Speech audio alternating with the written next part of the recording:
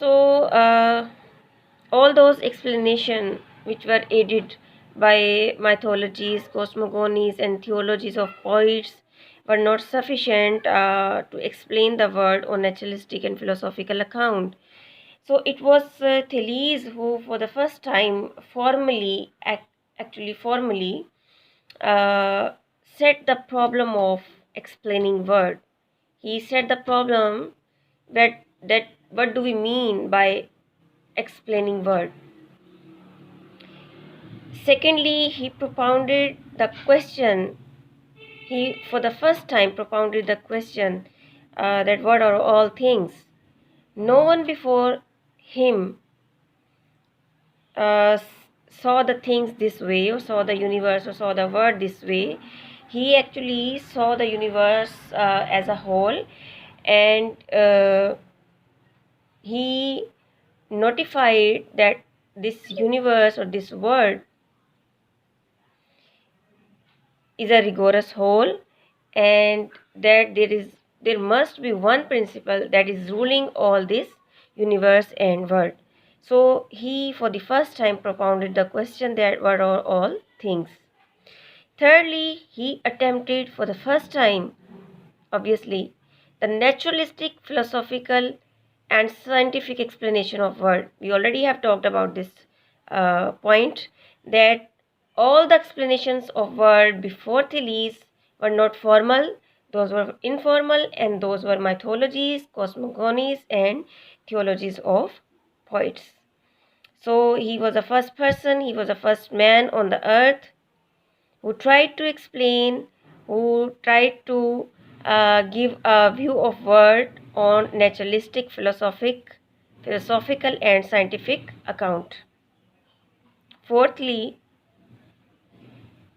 he propounded the problem and determined the direction and character of all pre-Socratic philosophy. So that's why we start, or we begin Greek philosophy with Thales. Why? Because he was the first person who formally propounded the problem of explaining world, and he himself determined the direction and character of all pre-Socratic philosophy.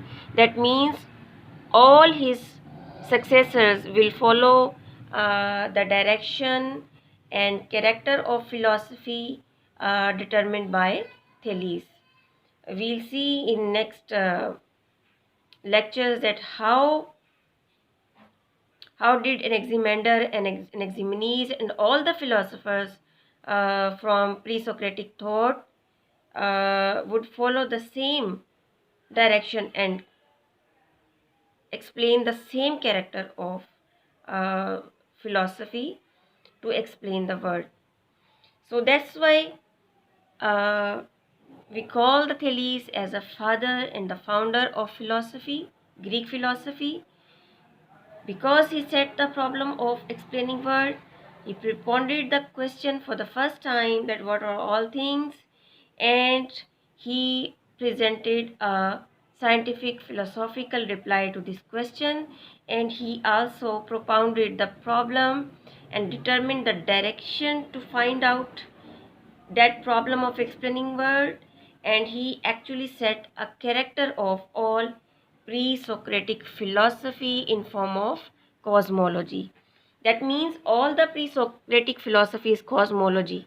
Cosmology is a study of universe that put forward the questions what is universe or what is world, out of what element and substance our world is formed, and what is the process out of that the world is formed, and what do we mean by the decay of the world or decay of the universe. So these all questions are studied in cosmology, and all the pre-Socratic philosophy is cosmology, and this direction that to this character of cosmology was first determined by Thales.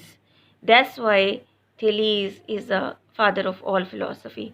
So that's all about Thales. I hope you well understand now about who was Thales, what was his personality, and what philosophy he propounded to us, and what is the significance of his philosophy.